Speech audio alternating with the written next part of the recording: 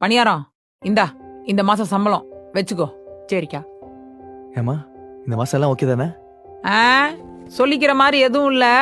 ஆனா போட்ட காசுக்கு கை கடிக்காம வந்திருக்கு. இந்த காய்கறி விலையும் மளிகை சாமான் விலையும் ஏறுறத பார்த்தா சீக்கிரம் கடையை இழுத்து மூடிட்டு ஏதாவது வீட்டு வேலைக்கு போயிடலான்னு தோணுது.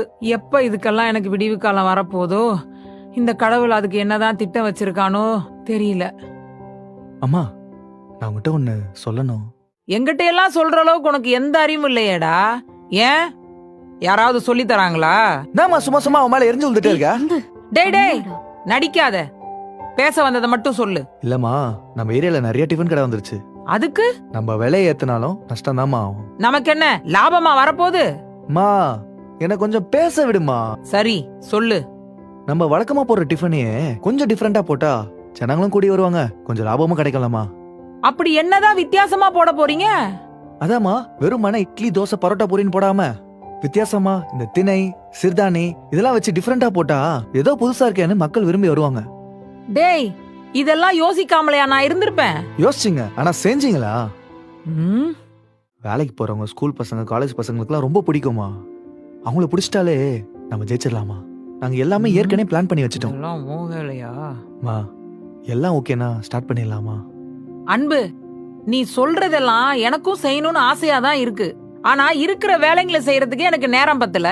இதுல நான் எங்கடா புதுசா செய்ய போறேன்? அத்தை, இது உங்க கடை. நீங்க டே அண்ட் நைட் உழைச்சு கஷ்டப்பட்ட கடை.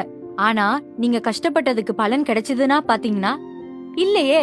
இந்த வியாபாரத்தை பத்தி வியாபாரத்தை பத்திலாம் எனக்கு தெரியாதுதான் அத்தை. என்னடி பேச? ஆனா அந்த வியாபாரத்தை எப்படி தக்க வச்சுக்கணும்னு எனக்கு நல்லா தெரியும். ம், ம். நீங்க என்ன நம்பலனாலும் பரவாயில்ல, உங்க புள்ளைய நம்புங்க. இந்த ஏரியாக்கு இட்லி கடைனா அது நீங்க தான் அத்தை. கடையோட டேஸ்டும் குவாலிட்டியும் பெர்ஃபெக்ட்டா இருந்தாலே போதும், நாளுக்கு நாள் புது கஸ்டமர்ஸ் கூடிட்டே வருவாங்க அத்தை. ம்ஹும். அன்பு, இது சரிப்பட்டு வரலடா. இவ ஏதோ பேசி என் மூளைய குழப்ப பாக்குறா. நீங்க உங்க வேலையை பாருங்க, நான் என் வேலையை பாக்குறேன்.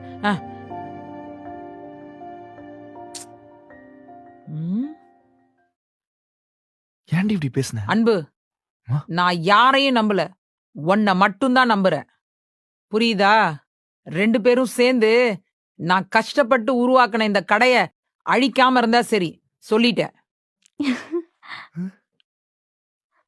எக்கா, கைய குடுக்க கைய குடுக்க. டேய் பணியாரம். நான் பணியாரம் இல்ல. என்னது? ஐயோ, நான் தான் பணியாரம். அக்கா வரேங்க பாய்க்கா. ஐயோ, சொந்த செலவுல சூனி வச்சுக்கிட்டேனே. வள்ளியம்மா. இட்லி கடை உங்க பிரேக் டைம் என்டர்டைன்மெண்ட் சேனலில் காண தவறாதீர்கள்.